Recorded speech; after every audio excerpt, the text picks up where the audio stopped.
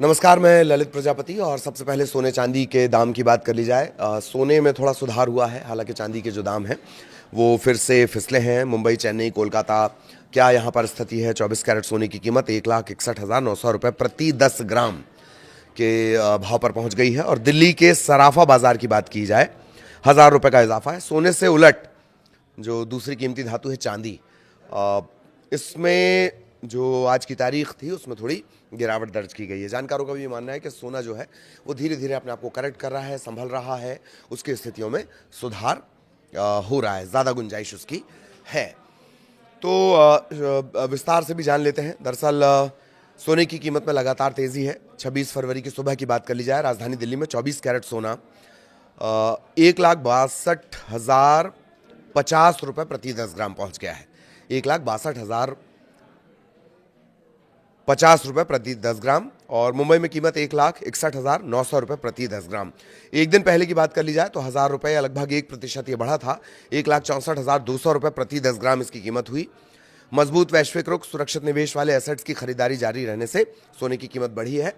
अच्छा, अगर इंटरनेशनली बात कर ली जाए, जिसमें ऑन्स में हम सोने को नापते हैं, वहाँ क्या स्थिति है? अंतर्राष्ट्रीय बाजार में सोने का जो हाजिर भाव है वो है $5,181.46 प्रति ऑन्स। जब ये इंटरनेशनल हम बात करेंगे, हम ऑन्स यूनिट का इस्तेमाल करेंगे, और जब देश के लिए बात करते हैं तो हम ग्राम में इसे कैलकुलेट करते हैं। ठीक है। दिल्ली में सोने की कीमत अब क्या है? 24 कैरेट सोने की कीमत 1,62,000 रुपये, 1,62,050 रुपये प्रति 10 ग्राम है। 22 कैरेट का भाव है 1,48,560 रुपये प्रति 10 ग्राम। बाकी अगर बड़े शहरों की बात कर ली जाए, मुंबई, चेन्नई, कोलकाता, मुंबई, चेन्नई और कोलकाता में 22 कैरेट सोने की कीमत है 1,48,410 रुपये प्रति 10 ग्राम। और 24 कैरेट सोने की कीमत है 1,61,900 रुपये प्रति 10 ग्राम। थोड़ा थोड़ा फर्क रहता है, 150 रुपये का फर्क अलग अलग जगहों पर पड़ता है। ठीक, सराफा बाजार के हिसाब से। पुणे और बेंगलुरु में क्या कीमत चल रही है? 24 कैरेट गोल्ड की कीमत 1,61,900 रुपये, पुणे बेंगलुरु दोनों जगह 24 कैरेट की प्रति 10 ग्राम के हिसाब से बता रहे हैं आपको। और 22 कैरेट गोल्ड की कीमत है 1,48,410 रुपये प्रति 10 ग्राम। तो इसी तरह से प्राइस हैं। इन शहरों के अलावा अगर बात करी जाए, अहमदाबाद 22 कैरेट है 1,48,460, 10 ग्राम का ये भाव है। और अहमदाबाद में ही 24 कैरेट है 1,61,950। चेन्नई की बात, 22 कैरेट 1,48,410, 24 कैरेट 1,61,900। कमोबेश यही प्राइस है, बहुत ज़्यादा फर्क नहीं। भोपाल का एक आपको जान लेना चाहिए। भोपाल में भी सेम है, 1,48,460 प्रति 10 ग्राम। ये कौन सा? 22 कैरेट। और भोपाल में अगर 24 कैरेट की बात कर ली जाए तो ये है 1,61,950। मतलब ये लगभग सारी जगह जो प्राइस है वो सेम है। हालांकि 150 का फर्क पड़ता है, और वो हमने अपनी पिछली रिपोर्ट्स में आपको बताया क्यों वजह उसकी। सोने से उलट जो चांदी की कीमत है वो थोड़ी डाउन हुई है। सोना थोड़ा बढ़ा है और माना यह जा रहा है कि इसके प्राइस और करेक्ट होंगे, लेकिन चांदी की कीमत फिर फिसली है। 26 फरवरी सुबह से इसमें गिरावट, 2,84,900 रुपये प्रति किलोग्राम पर चांदी का दाम। और एक दिन पहले दिल्ली के सराफा बाजार में चांदी की कीमत 5,900 रुपये, और ये करीब होता है 2% के आसपास। ये बढ़कर 2,77,900 रुपये प्रति किलोग्राम हो गई है। अंतर्राष्ट्रीय बाजार में चांदी का जो हाजिर भाव है वो है $90.30 प्रति ऑन्स।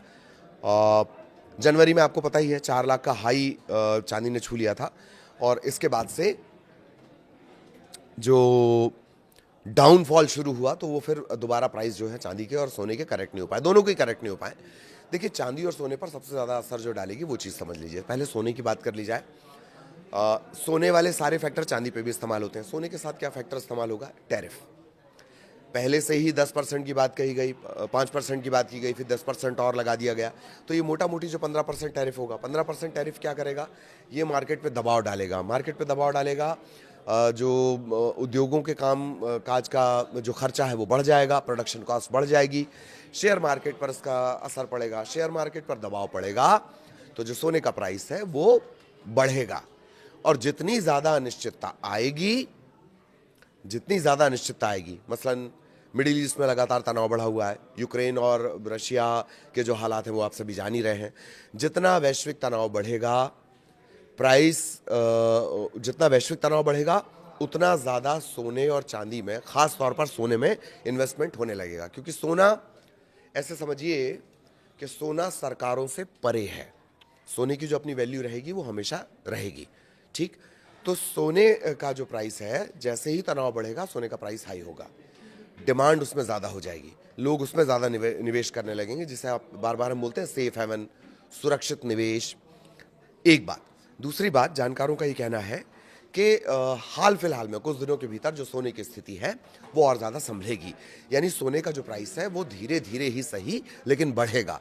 लेकिन चांदी के साथ ऐसा नहीं है। अब चांदी के साथ ऐसा क्यों नहीं है? एक तो इंटरनेशनल मार्केट का असर चांदी पर सीधे पड़ेगा, डॉलर का असर, जितने फैक्टर सोने के साथ लागू होते हैं वही चांदी के साथ भी लागू होते हैं। एक एडिशनल फैक्टर और है, वो क्या है? चांदी की इंडस्ट्रियल डिमांड। अब अगर चांदी की इंडस्ट्रियल डिमांड बढ़ेगी, टैरिफ की वजह से वैसे ही उद्योग हैं जो उन पर दबाव बढ़ेगा, फिर इंडस्ट्री में उनकी डिमांड बढ़ेगी।